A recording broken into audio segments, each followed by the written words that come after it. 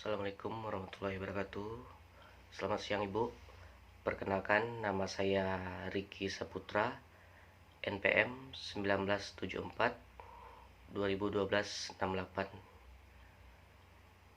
Izinkan saya untuk membuat video mengenai tugas yang Ibu berikan. Langsung saja, Bu. Jelaskan perbedaan antara pencemaran dan perusakan lingkungan hidup. Menurut Undang-Undang Nomor 4 Tahun 1982, membedakan istilah pencemaran lingkungan dengan perusakan lingkungan.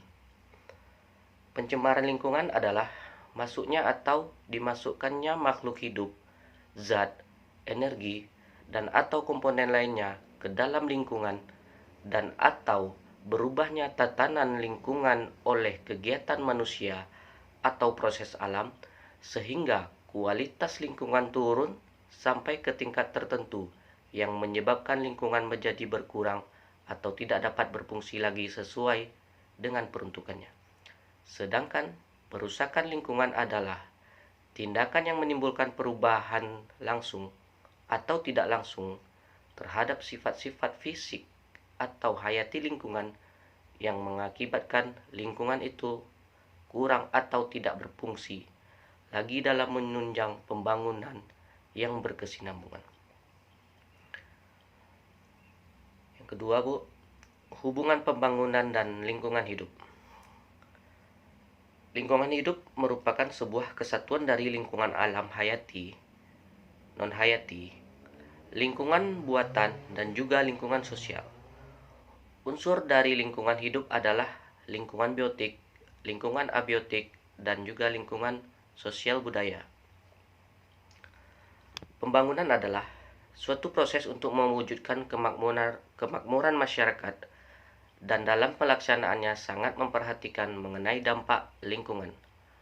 Pembangunan yang dilakukan harus bisa memperhatikan cita-cita tentang generasi mendatang yang bisa menikmati lingkungan seperti kita nikmati sekarang. Hal ini berarti bahwa pembangunan tidak lepas dari perhatian terhadap lingkungan hidup agar tetap lestari dan meminimalisir kerusakan. Pembangunan harus tetap memperhatikan lingkungan baik biotik, abiotik, dan juga sosial budayanya.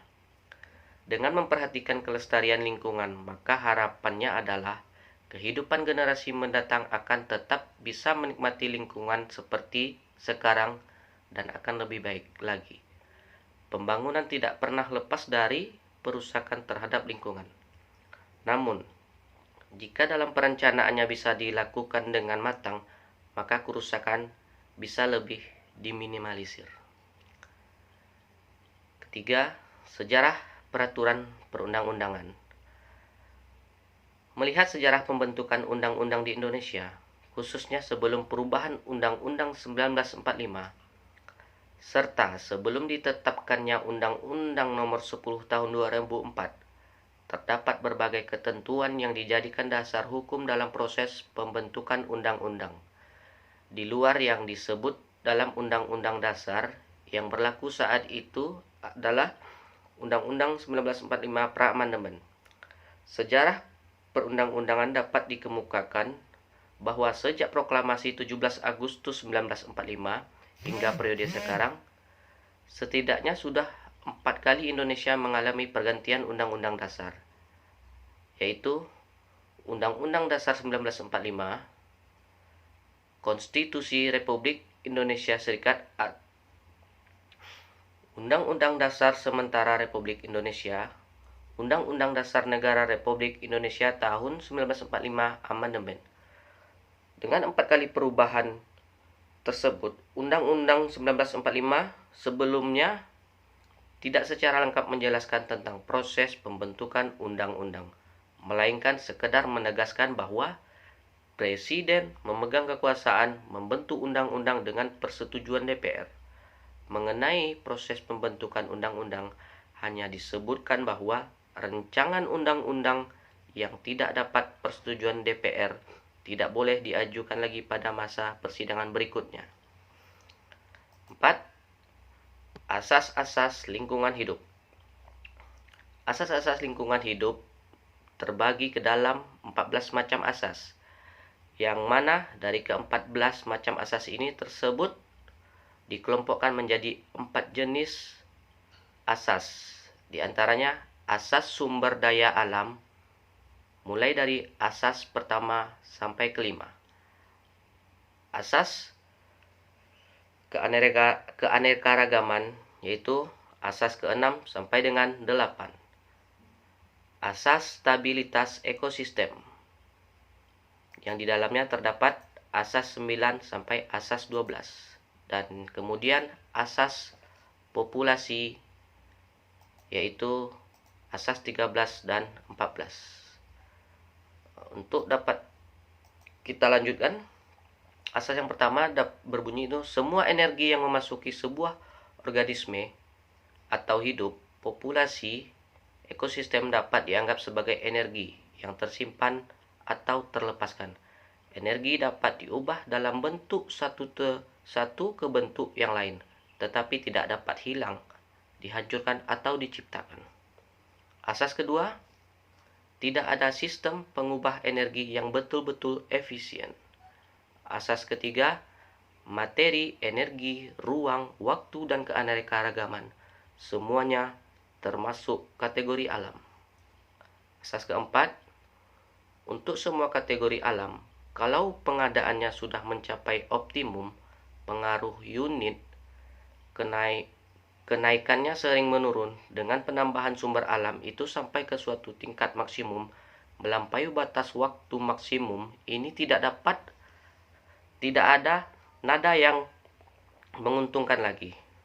Untuk semua kategori alam, kecuali keanekaragaman dan waktu, kenaikan pengadaan yang melampaui batas maksimum bahkan akan berpengaruh merusak karena kesan peracunan. Ini adalah asas penjenuhan. Untuk banyak kendala sering berlaku kemungkinan penghancuran yang disebabkan oleh pengadaan sumber alam yang sudah mendekati batas maksimum. Asas kelima, ada 2 jenis sumber daya alam, yaitu sumber daya alam yang pengadaannya dapat merangsang penggunaan seterusnya dan yang tak mempunyai daya rangsang penggunaannya lebih lanjut. Asas keenam, individu dan spesies yang mempunyai lebih banyak keturunan daripada saingannya cenderung berhasil mengalahkan saingannya. Asas ketujuh, kemantapan keanekaragaman suatu komunitas lebih tinggi dari lingkungan yang mudah diramal. Asas kedelapan, sebuah habitat dapat jenuh atau tidak oleh keanekaragaman takson, tergantung pada bagaimana nisya dalam lingkungan hidup untuk dapat memisahkan takson tersebut.